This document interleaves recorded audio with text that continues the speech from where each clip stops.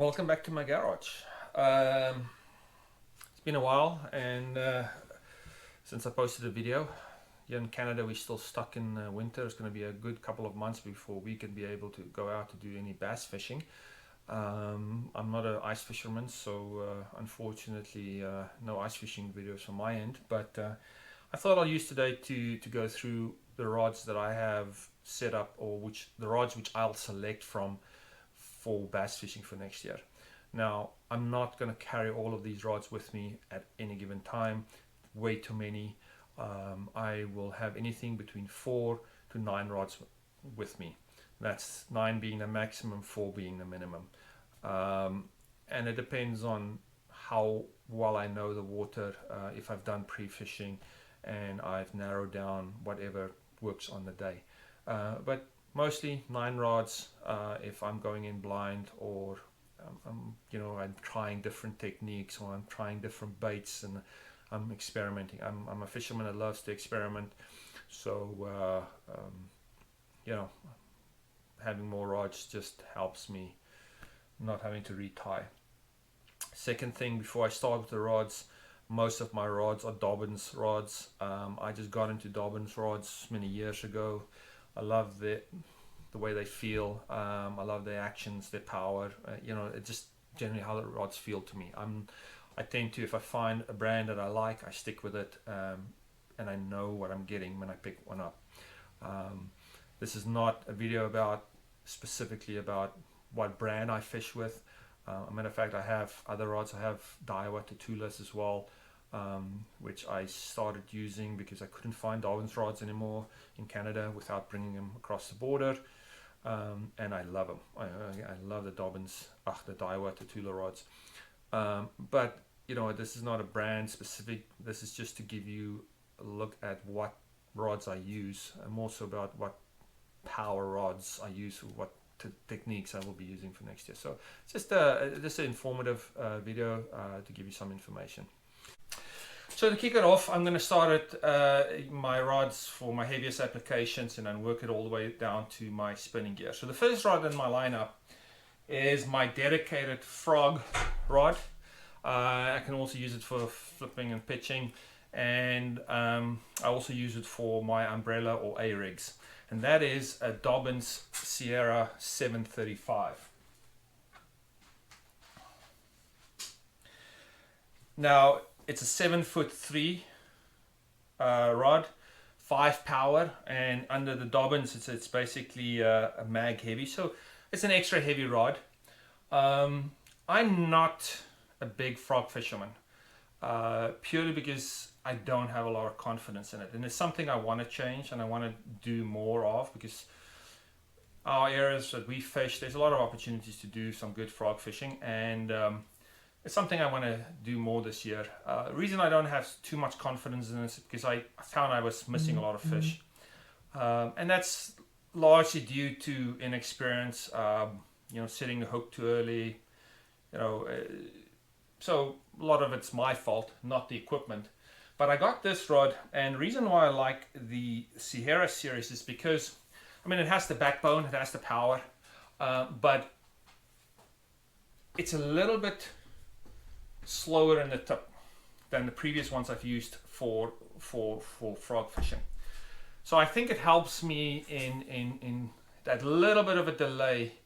If I'm too quick on the trigger and I want to set the hook when the bass blows up, just this bit of a softer tip helps me when I'm too quick on the trigger, and I found it actually so far it's been really good and worked really well for me. So that's my first rod. Hope to get into more frog fishing this year. The second rod is my dedicated jig rod. Again, another thing I'm not that confident in, or I have confidence in it, but I don't fish it that often because I tend to love throwing Texas rig plastics, and I tend to pick up that rod first and fish that. So I haven't been throwing jigs as much as I should, and that's another thing I want to change this year. I want to throw more jigs. I think I miss out on in not doing so. Yes, you get less bites maybe, but missing out on some bigger bites. And I think just I want to be a more all-rounded fisherman, so I want to focus on jigs. So my second rod is the Dobbins Extreme Series, and it's a 7'4" rod, also a 5 power rod. So that was also an extra heavy rod. It's made for throwing jigs, you know, 3/8 ounce and upwards. So, and that's typically, I always throw a 3/8 ounce and a half ounce jig. It's typically the jigs I go to. And then, you know, yes, I have finesse jigs, but I'll use that on other rods. And this rod I use, like I said, dedicated towards jigs. I've got it on a 7-5 reel with some 50-pound braid on it, and that's what I'll be using this year for my jigs. The third rod that I'm going to show you is my do everything. You know, and I can even fish jigs. I can do a lot of things with this rod, but this is my dedicated Texas rig rod, and I do a lot of flipping and pitching with this one. You know, plastics and not extreme heavy cover, and that's a 7'4" 4 power rod. So that's a heavy power rod. Great rod. I mean, I do a lot of stuff on this. I mean, it's rated for a lot of things: spinner baits, buzz baits, all these things. But like I said, this is my dedicated Texas rig setup. I love throwing soft plastic worms. You know, from your standard Senko style straight tail worm, all to like the nice big ones. I like the Z-Man mag fatty worms, things like that. I love throwing those type of plastics, craw style baits. This is the rod for me and the one I use, and like I say, brilliant rod. Really does well for me. So that's my Texas rig rod. So these three will always be in my kayak. The one that will typically not be in there every time is my dedicated frog rod.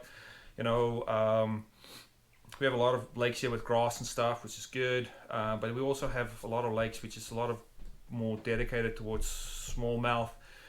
So it depends on the lake I'm fishing. I might not always have my frog rod in the boat. The next rod I have is another Dobbins Extreme. This is the 7'4" again. 3 power. So under the Dobbins lineup, the 3 power is their medium heavy. Although I must point out, Dobbins series rods, a lot of guys will say that, you know, a heavy is more a medium heavy, and some other lineups, or medium heavy is more like a moderate medium heavy rod. Probably true, but it's this rod is the one that I use for a lot of applications. Like I throw my tubes on this. I love tubes. I like throwing tubes on a bait caster setup. I throw swim baits on this, you know, the heavier, bigger paddle tail swim baits. I will swim on this. I'll use this for, I'll even use this for shaky heads, the heavier shaky heads, like 1/4 upwards, with finesse worms. I mean, again, it's a multi-purpose rod. I can do a lot of things on it. It can throw things like, I also throw flukes on this, you know, flukes that I caught a lot of fish with this past fall. I use this rod for that. So, but generally, it's a all-round rod for me that picks up a lot of the other applications, where the previous ones I showed is more dedicated to those techniques. This one will pick up other techniques. Anyway, moving on. And this is the first non-Dobbins rod that I have. I picked this up because I was looking for a rod to replace, which was dedicated for spinner baits, chatter baits, and swim jigs, which is techniques I love. I love to throw a spinner bait. I love throwing chatter baits, and I love throwing swim jigs. It's just I love those ones. So, and I picked up this rod. It's actually it's a Daiwa Tatula, not the Elite, just a straight up Daiwa Tatula rod, 7'3" medium heavy. And Man, I'm really impressed with this rod. It's light. It performs flawlessly. It really does well for spinner baits, chatterbaits, and these things. I know some guys like chatterbaits on glass rods and so forth, but I prefer this. And I've been using it now for the last part of the season, and it's really done well. Great all-round rod, and like I say, that's dedicated to my swim jigs, spinner baits, and chatterbaits. This rod's always on my kayak as well.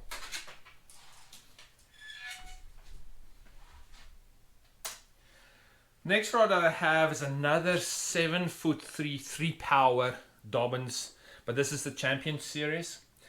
So basically I have two 733s that I can use.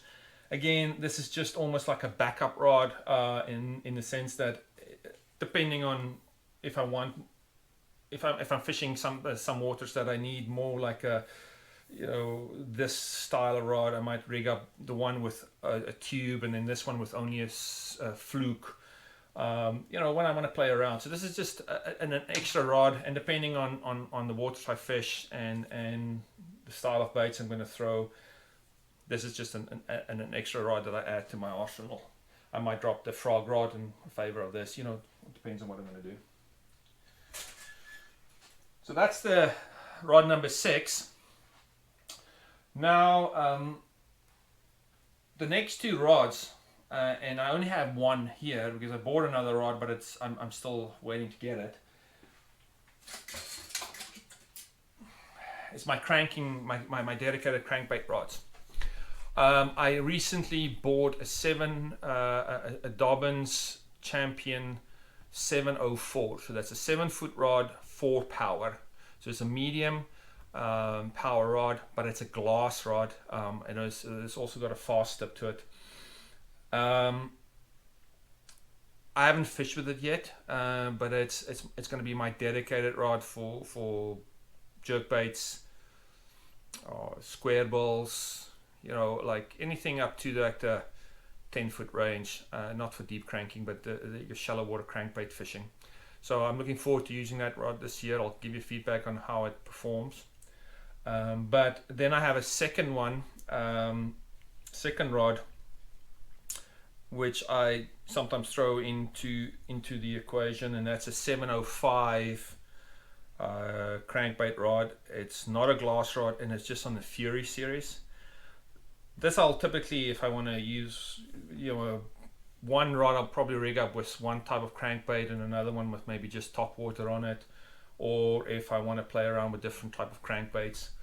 That's why I have a second crankbait rod. It's more so for when I out there pre-fishing or want to throw more crankbaits and test different baits. I don't have to switch the whole time. So I do have another crankbait rod as well. So there's two of them that I use. And now moving into my spinning, I only have 2 spinning rods. And again, this year I moved to diver rods on these ones because I couldn't find Dobbins ones. And again, beautiful rods, both Daiwa. And the first one is the Daiwa Tatula 7-foot medium rod with a 3000 reel on it. This is my general purpose spinning rod. I mean, I might throw jerk baits even on this. I could throw tubes on this, Senkos. Probably be more dedicated to Senkos and shaky heads. That's probably what I'm going to dedicate this rod to. Yeah, that's it. It's just a general purpose, all-round medium spinning rod. Really nice, light, good feel to it. Looking forward to using this for this year. And then the second one, this is my dedicated drop shot and things like Ned rigs, very finesse applications. This is what they call a Kage. I would like a Daiwa Kage. It's a drop shot lineup. It's a medium light rod, 7'1", Really nice feel to it. Haven't yet used this rod, so I can't tell you, but it feels really good in the hand. It's got some really good reviews, so I'm looking forward to using this. And like I say, dedicated drop shot and Ned rigs and stuff like that. The other spinning rod, one other thing I do love to throw is swim baits. So I'll use that medium spinning rod a lot of times to throw swim baits, you know, the smaller types, finesse swim baits on light heads, especially when I do a lot of smallmouth fishing and stuff like that. So use that quite a bit as well. So that is very quickly my rod lineup, or the rods that I do have for the 2021 season. Now, there's no way I carry all those rods with me on the boat. That is just the rods I pick from. I can probably get away with only fishing with 4 rods. A dedicated spinning rod, crankbait rod, that 7'4" 4-power rod, and a Dobbins lineup. I can do anything and everything. I can do a lot of stuff with that single rod, and then I'll probably have one heavy duty rod for frogs, flipping, pitching, and heavy jigs. So that's essentially the minimum I need is 4 rods. I typically take anything from 4 all the way up to 9. I never exceed 9 rods. But then I do, that is purely, if I have 9 rods, is when I go to a body of water I've never fished before, and I'm pre-fishing or something, and I just want to, I just want to cover water, try different techniques, try different baits, and I don't want to retie a lot. That's when I will have up to 9 rods with me, reach, and I have things pre-rigged up, so it's nice and convenient. So I'll float between those, and like I said, I'll also play around. If it's a very heavy grass lake with a lot of heavy cover, stuff like that, of course I'll have my heavier end rods in that.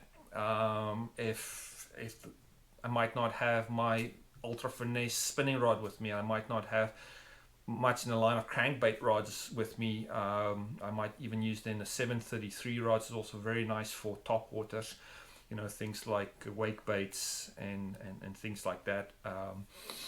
So I'll cut down and play around with those rods quite a bit, but that's just a very quick video about for the rods that I'm going to take with me this year. I have all of my rods spooled up with braid. I mean, I'm not going to do a video about what type of braid I run on my reels and these things and what leaders. There's plenty of those out there. And my reels all standard. I use mainly your standard 7-to-1s, most of them. My heavy duty jig rod's a little bit of a faster rod, 7.5, close to 8-to-1. Spinning reels is the standard 6-to-1, I think, or somewhere in that line.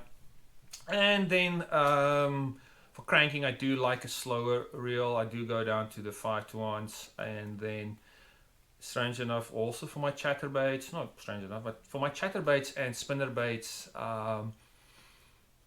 I do like not in the 7-to-1s. I like somewhere a little bit slower, so it's somewhere in the 6-to-1 ratio reels.